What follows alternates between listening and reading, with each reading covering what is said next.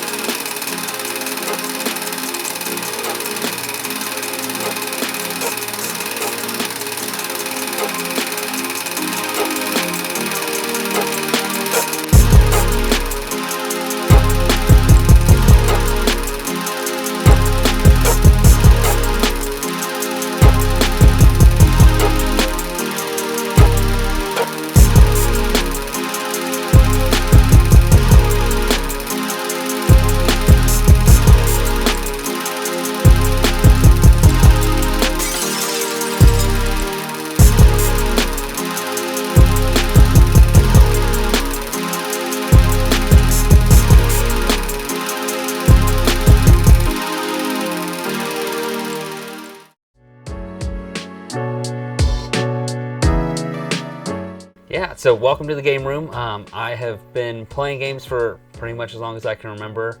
I would always play with my brother, and he would, always, just give me the dead controller. So that was always a blast. And so I really started getting into kind of collecting about 4 years ago. My collection is mostly focused on Mario, and as you might have guessed from my name, Nintendo Cam, I focus mostly on Nintendo stuff and Nintendo IPs.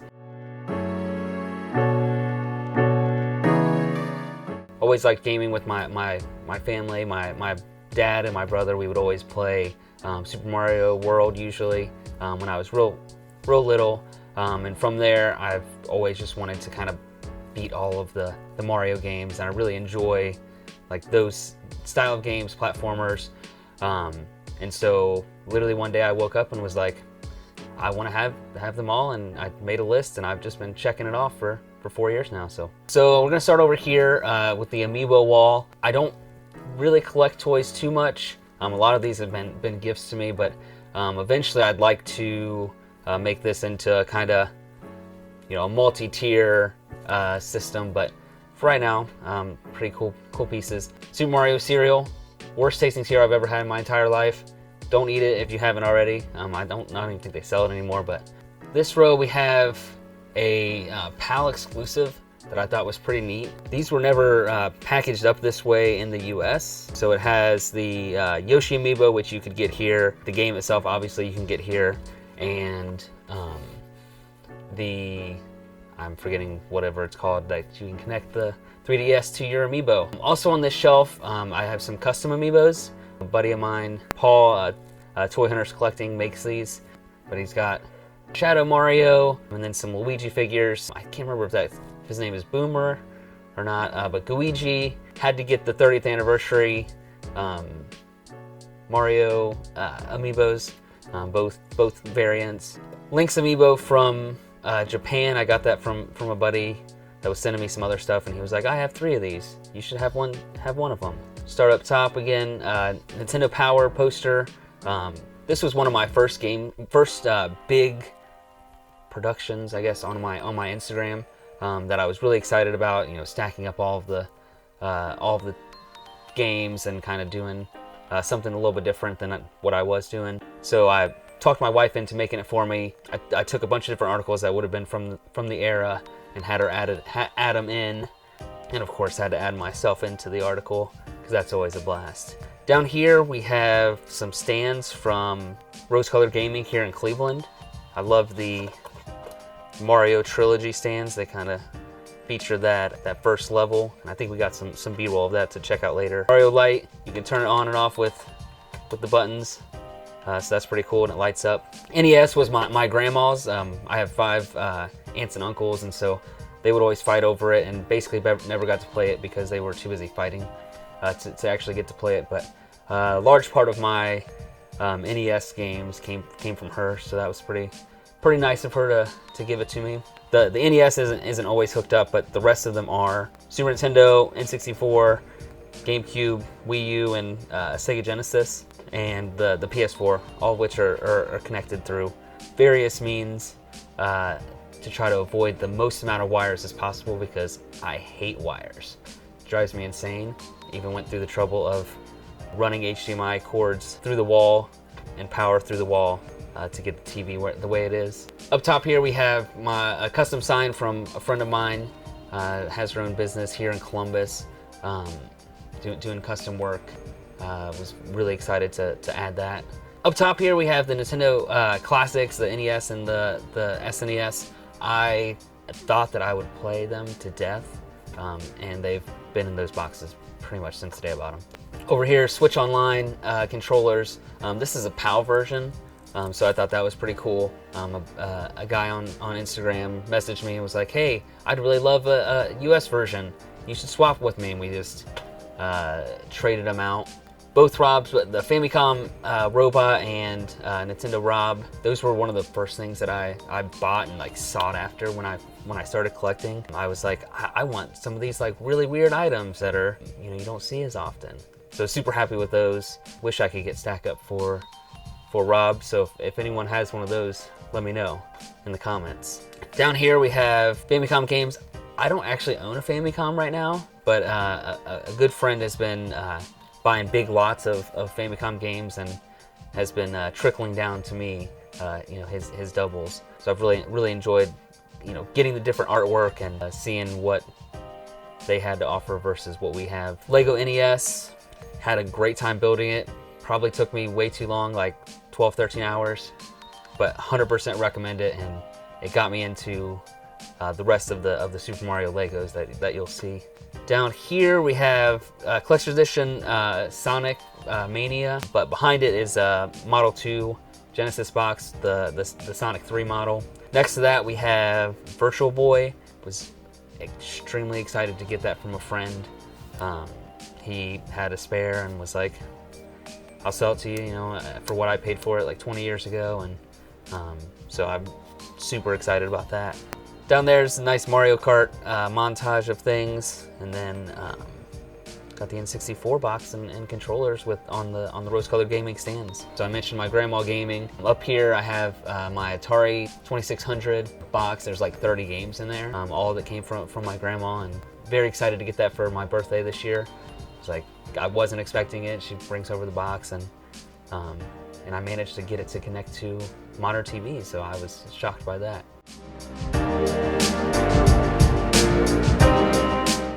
Yeah, so I tend to stick with platformers. I prefer a little bit shorter of a game, and I like that like instant gratification of like, oh, I gotta make this jump.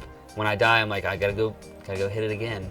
Versus an RPG style where you kind of gotta build up to the big boss. I prefer a game where if I'm skilled enough, I can beat the big boss in an hour.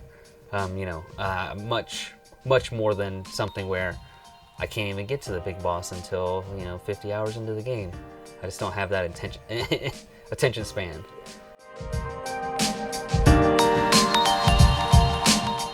Yeah, always start with Super Mario World, and I think it's partly the nostalgia part, partly the friendship that you kind of build with playing two-player with friends and family. Definitely a fave of mine. Super Mario Galaxy also comes to mind as a favorite.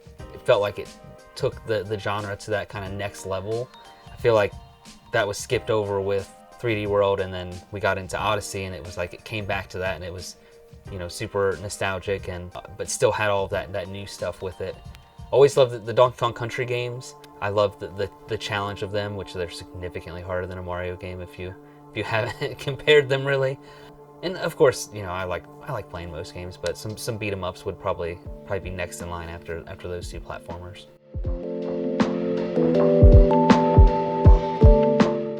Favorite console, definitely the Super Nintendo. I've not met a game on the Super Nintendo that I didn't like. Obviously, I'm sure they exist, but I think it's part of that whole nostalgia thing. It's what I remember playing back then, and I skipped from that to a PS2 basically.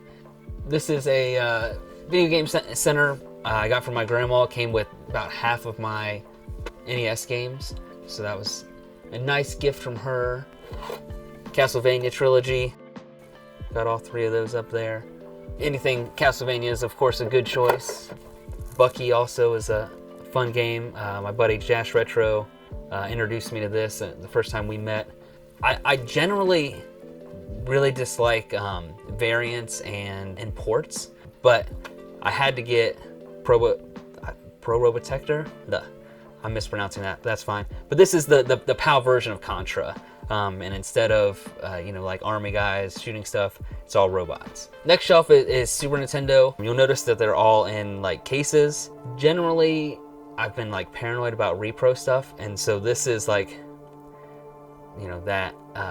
that way to protect myself from dealing with the complete in box scenario.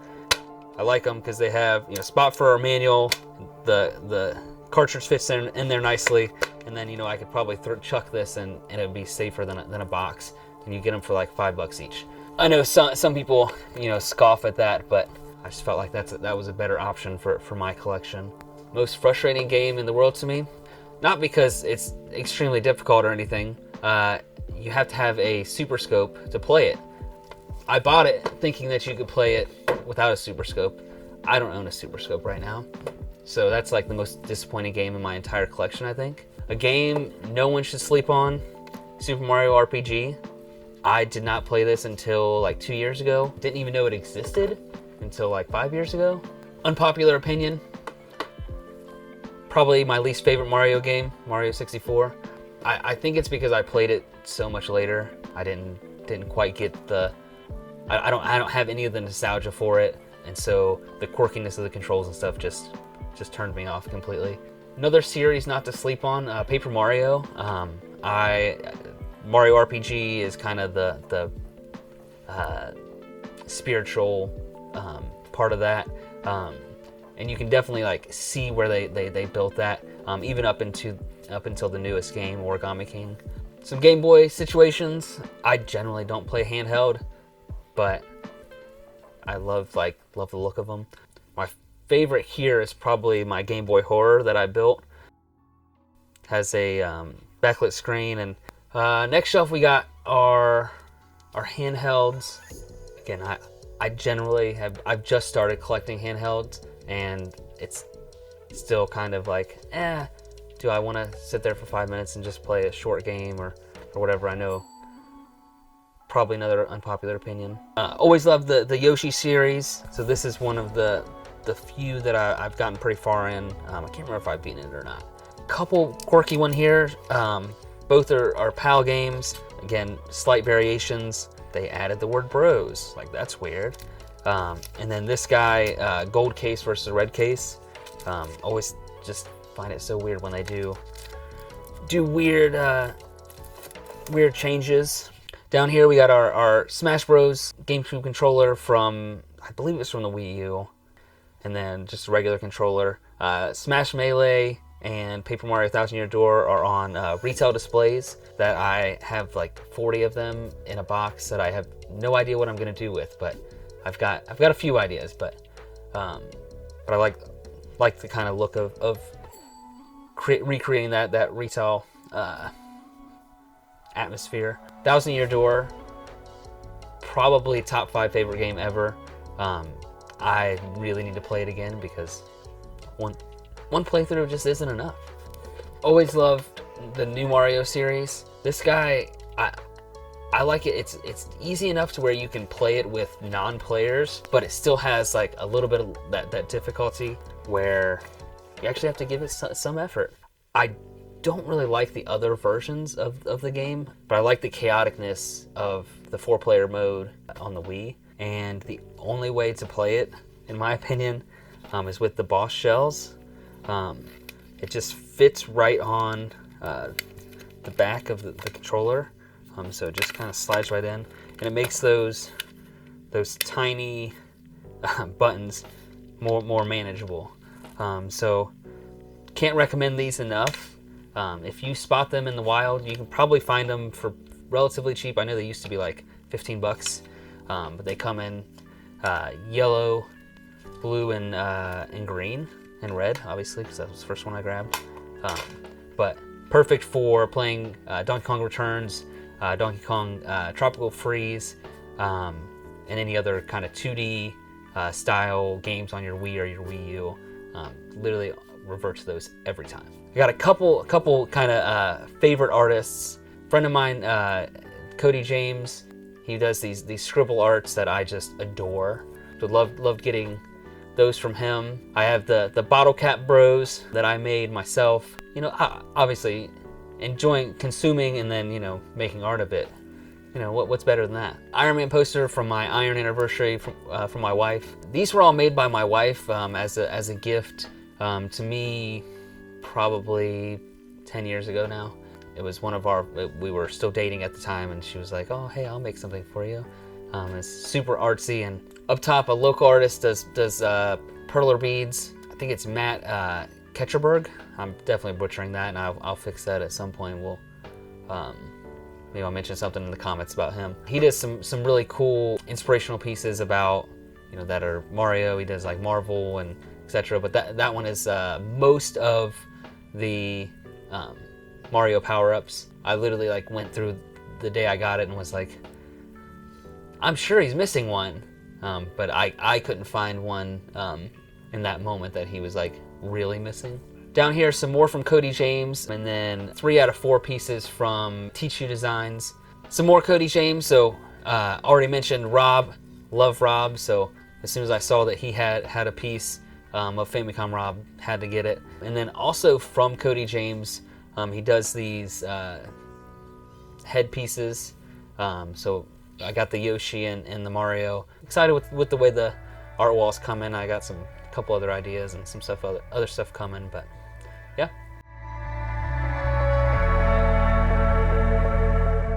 Yeah, so my ultimate goal has become to collect all of the original Smash Bros. Characters games. I want all of their series so that I can just play through them and, you know, see why they're, you know, were considered the most iconic at the time, and then I've kind of extended that to additional characters that keep getting pumped in. So that's kind of my main goal. Probably an achievable one would be maybe like a Power Glove for the NES. That comes to mind. I do want to get a N64 DD. Only from Japan, so that would mean, you know, investing in all of that. I think you can get them for like $2,000 to $2,500 right now, if that's something that interests you. But that would be a nice thing to come across for a reasonable price. So up top, my favorite board game ever, Monopoly, gets fused with Mario and Nintendo, so those are always a good fun. Next up is all of the Lego Mario. I started a little bit late into it, so I'm a little bit behind, but I have most of the sets from Wave 1 and Wave 2. I haven't jumped in on Wave 3 yet, other than getting all of the blind bags. So that's been really fun. I really loved the Bowser castle, and that's really what kind of got me into like wanting all of them. But they're pretty neat, and I'm really looking forward to using them with my daughter. She's 2, so eventually she'll get to that age of like, hey, we can actually play with things and not, you know, just destroy them. So I'm really looking forward to that. But next up is the Switch collection. I've decided to sort it out by kind of by developer. So I've got kind of mainstream Nintendo IPs over here, and then more of the like limited run or special reserve games is there, and a couple random pieces. My favorite game that I first got for the Switch, literally just as a placeholder, Mario and Rabbids Kingdom Battle. I very much literally just bought it so that I would have a game to play. While I was waiting for Odyssey to come, I was so hyped, and I was worried about getting a Switch closer to when it came out. So I got that game, played it, beat it. I don't usually buy DLC. I bought the DLC for that, and so I can't recommend that enough, and I'm super hyped about number 2 coming out next year. Probably the most judgment that I'm going to get from this video is saying that I've owned this for 2 years now and still haven't played it. I'm the worst. Well, guys, the game room tour is over. He hasn't played Breath of the Wild, so I'm ending it now. Probably one of my favorite games that I also went out of my way to 100%. Origami King. I think it's probably second to only Thousand Year Door, which I mentioned earlier in terms of Paper Mario series, and I'd probably even put this even in my top 10 of Mario games in all. 100% recommend this guy. It's 8-bit and 16-bit, but it's just has such a cool aesthetic, and I love the conversations in it that are just a little bit more than just a platform game or a ninja game, or it just kind of throws so many elements and so much like throwback to kind of that golden era of gaming in the late 80s, early 90s. So definitely recommend that one. Two other ones that I've really enjoyed that they're a nice throwback. Haven't gotten around to finishing this guy off yet, but really enjoyed Curse of the Moon. These are the classic editions from Limited Run. So as soon as I saw them, I had to grab them. Some more kind of 8-bit, 16-bit style. Ori, still haven't beat the first one yet, but I got a good probably 25% through it and really enjoyed it. I'm looking forward to playing it more. It's probably my next to play. Managed to get a copy of the Link's Awakening limited edition that came with the steelbook and the art book, but it was only released in Europe. Also down here we have most of the Shantae games. I don't have Pirate's Curse for the Switch yet. Probably will never get it unless it's re-released. They are a pretty penny, and well, I can have the game otherwise for not a pretty penny, so not quite my thing. Another favorite of mine, Celeste. Played it last year. Another kind of 16-bit, 8-bit throwback. Can't recommend it enough. It has a pretty cool story that I think most people would enjoy, and you can kind of relate to it.